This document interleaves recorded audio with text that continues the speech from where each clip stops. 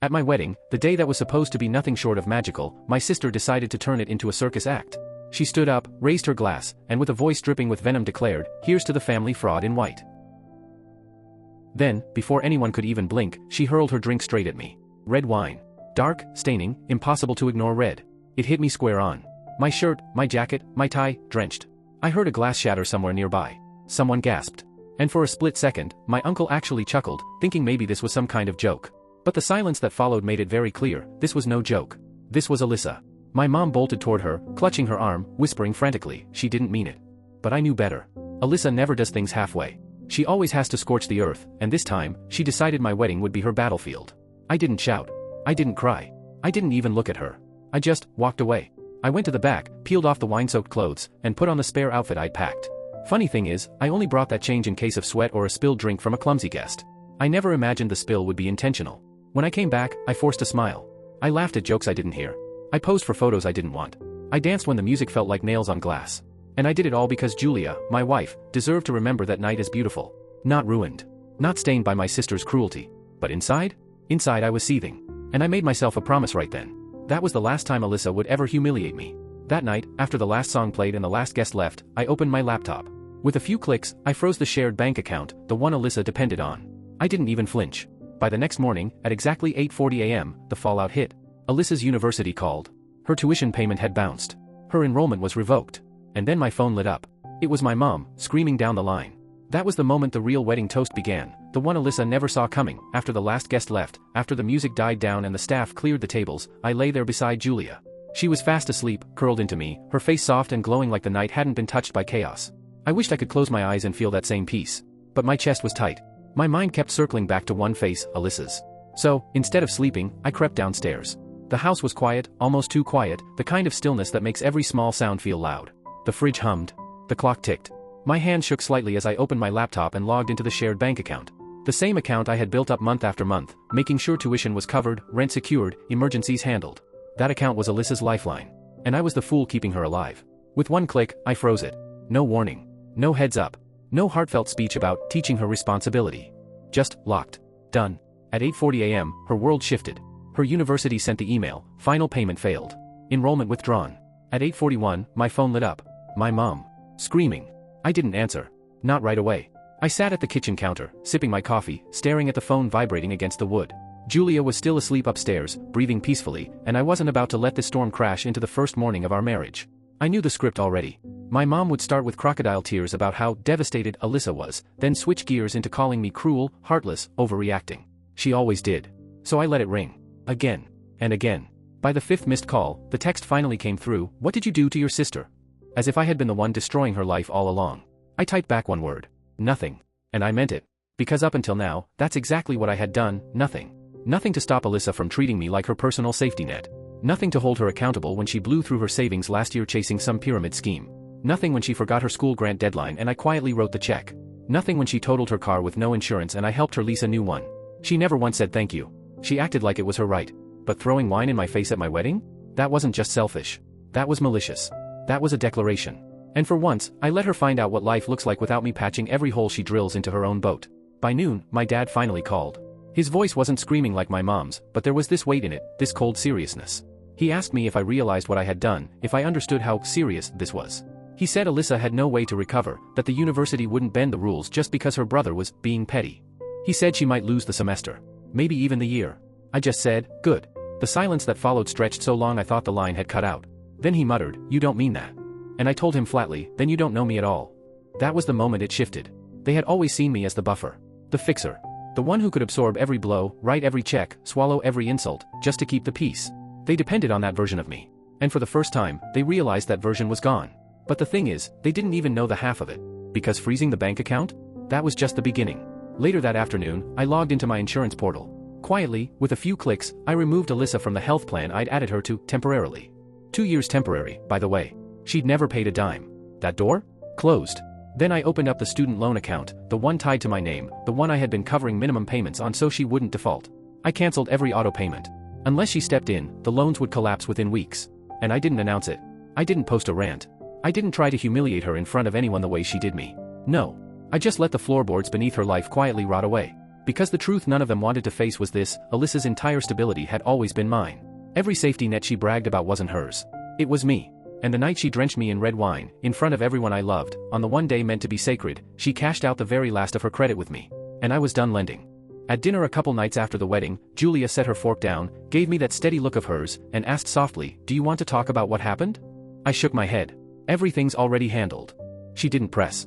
Didn't dig for details. She just gave me this small, knowing smile and let it drop. That's Julia. She trusts me to take care of things, but she never pushes me past where I'm ready to go. The next 2 days were silent. Too silent. No angry voicemails from my mom, no non-stop calls, no flying accusations. And honestly, that quiet rattled me more than the screaming ever did. Because I knew what it meant. They were regrouping, plotting, trying to rewrite the story in their favor. And the part that scared them the most wasn't Alyssa's implosion, it was me stepping off the script they'd written for me years ago. By day 3, the silence broke. My mom started with something small, a photo of Alyssa's old college acceptance letter, like a piece of paper from years ago was supposed to guilt me back into financing her life. Then came the messages. People make mistakes. Stress affects us differently. Weddings are emotional. Notice what was missing? Any mention of the wine. Any apology.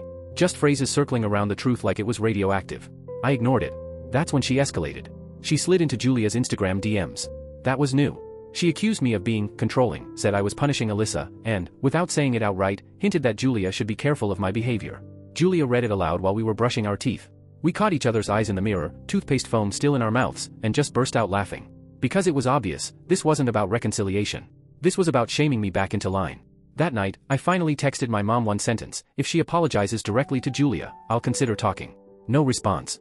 Because Alyssa doesn't apologize. Not to anyone, and especially not to another woman. So the family cavalry arrived. Cousins I hadn't heard from in years popped up in my inbox with these faux-friendly messages. "Hey man, been too long, but I just wanted to say," long walls of text about how families fight, and Alyssa has always looked up to you, and how this was just a misunderstanding. One cousin even wrote, "You know how she is. You're the stable one. We're counting on you to fix this."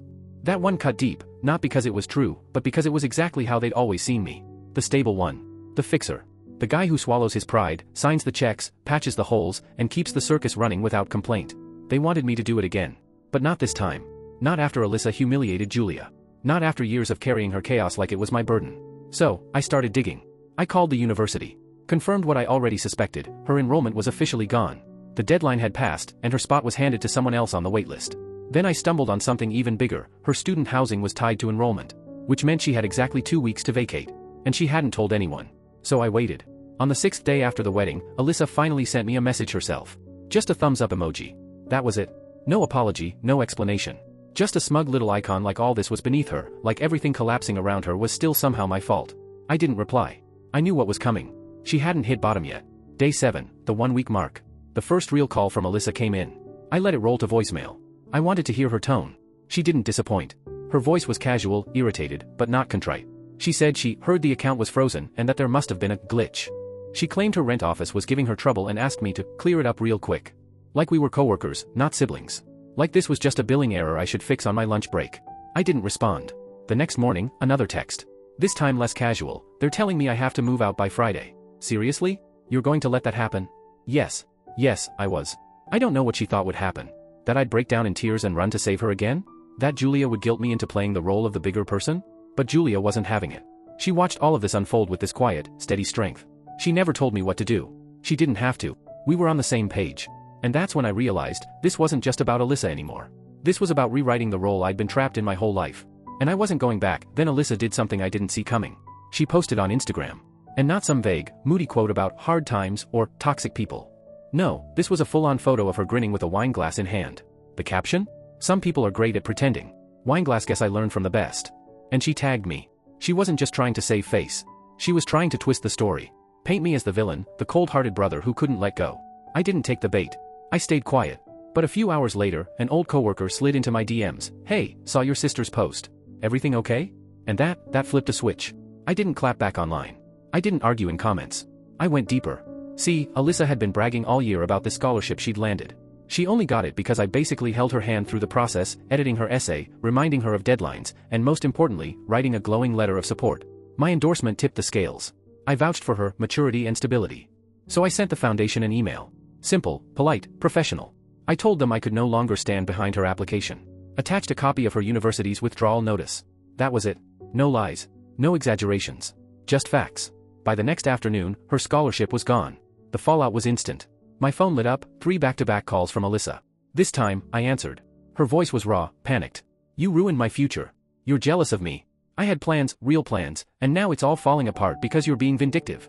I stayed silent, let her words echo into the dead air. She cracked first. What will it take? Money? A public apology? Do you want me to post something? Just tell me what you want. She was trying to negotiate like this was a boardroom deal, like we were haggling over terms. I finally spoke. There's nothing you can offer me. You're not serious. This is your sister. Yeah, I said, that used to mean something. And I hung up. By Friday, the eviction notice became reality. She was out of student housing. I don't know where she landed.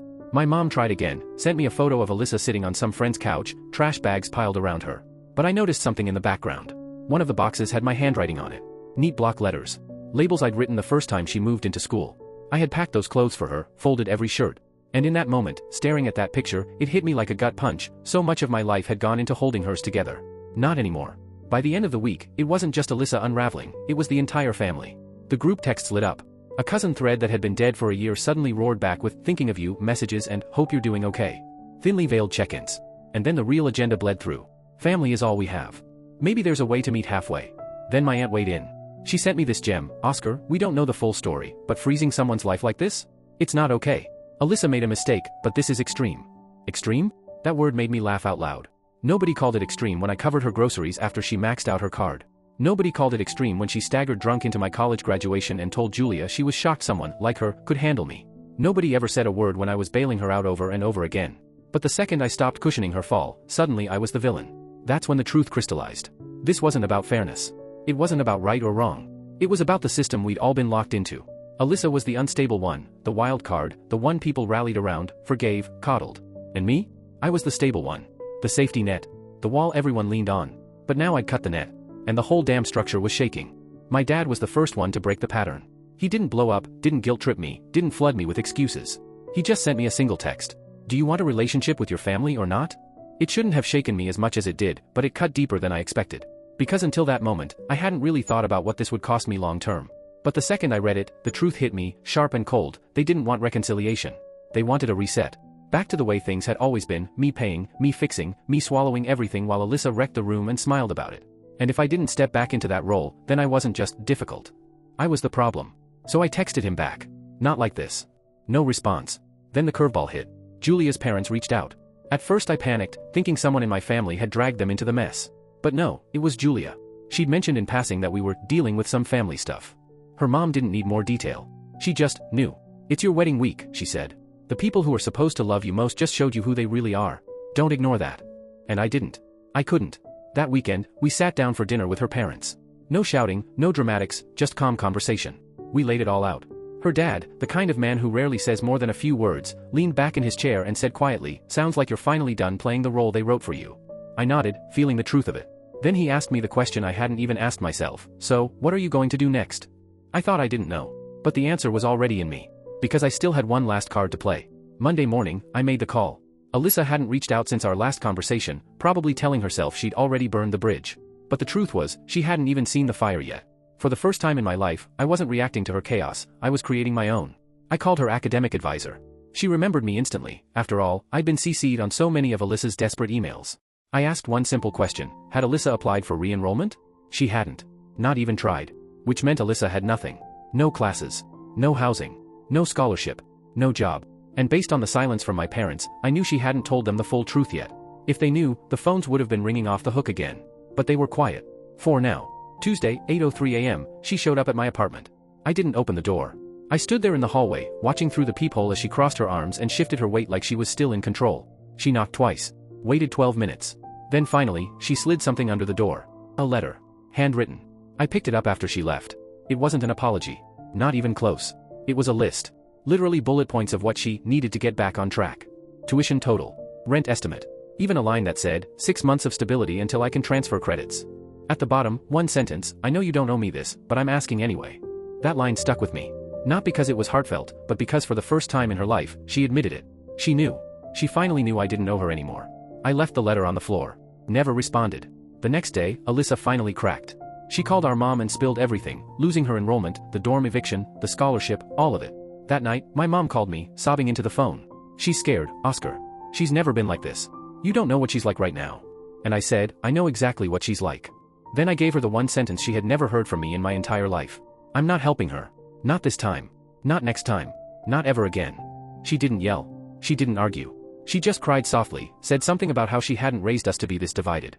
And I told her the truth. You raised us to believe I'd always fix what Alyssa broke. And now you're seeing what happens when I don't. Later that week, another envelope slid through the mail slot. Alyssa's handwriting. This one wasn't a list. No demands. No math scribbled in the margins. Just a single short paragraph. I get it now. You really won't save me anymore. I don't know what to do. That was the closest thing to an apology she'd ever managed. And yet, it didn't move me. Not anymore. I didn't write back. I didn't even hesitate. I folded the letter neatly and tucked it into a drawer. Not as some keepsake, not because I wanted to hold on to her words. No, because I needed the reminder. People like Alyssa don't change when they break you. They change when the fall finally hurts, when there's no one left to catch them. And I was done being the net. The end. Or at least, that's what I thought. 3 weeks passed. Quiet. Too quiet. No texts. No frantic voicemails. No late-night calls from my parents begging me to reconsider. Even Alyssa's social media, usually a constant stream of selfies and cryptic captions, went dead. Radio silence. I told myself maybe she skipped town, drifted into some other friend group, found another couch to crash on until she landed somewhere soft again. I thought maybe I'd finally been written out of her chaos. But then, on a random Thursday morning, there was a knock at the door. Julia answered first. Her voice was low when she called my name. It wasn't Alyssa standing there. It was Jason. Her ex. I almost didn't recognize him. He looked hollow. Too thin, skin pale, eyes sunken, like life had been chewing him down piece by piece and was ready to swallow the rest. He raised his hands like he didn't want trouble. I don't want drama, he said. I just thought you should know. Turns out, 2 nights earlier, he'd run into Alyssa. She was holed up at some pay-by-the-week motel on the edge of town. That alone twisted my stomach. But then he said the words that stopped me cold. She told me she's pregnant. I just stared at him. What do you even say to that? My mind raced. Was it real? Was this another manipulation? I didn't want to believe she'd use something like that as leverage, but after everything, I couldn't rule it out either. Jason must have seen the doubt on my face. He said Alyssa didn't ask him for anything. Not money. Not help. Nothing. She just told him she needed someone to know. Then he looked me in the eye and said something that knocked the breath right out of me. She said you're still the only person who's ever really taken care of her. And she knows she ruined it. Then he reached into his jacket and handed me a folded piece of paper. Not a letter. Not a note. A clinic printout. Thin paper, no fancy letterhead. Just a form stamped with 3 words, pregnancy confirmed. 6 weeks. Julia stood behind me, silent, her hand resting lightly on my shoulder. Jason pressed the paper into my palm like it was cursed, like he couldn't stand to hold it another second. I thought you'd want to know, he said quietly. And then he was gone. No questions, no pleas, no strings. Just gone. I shut the door, sat down at the kitchen table, and unfolded the paper. Stared at the black and white lines, the clinical words, the tiny checkbox marked, positive. And I didn't feel what I expected. Not guilt. Not rage. Relief. Because for the first time, I understood, this wasn't about tuition payments, scholarships, or spilled wine. This was Alyssa's life, completely and utterly unraveling. And it wasn't about manipulating me anymore. She wasn't reaching out because she thought I could save her. She was just falling. Quietly. Julia sat next to me, her presence steady, her silence saying more than words ever could. Eventually, I folded that paper and slid it into the same drawer as Alyssa's letter. That drawer's getting full. I didn't tell my parents. Not because I wanted to keep secrets. But because, for once, it wasn't my responsibility to break the news, to fix the fallout, to absorb the blow. They'll find out on their own. I'm done cushioning anything.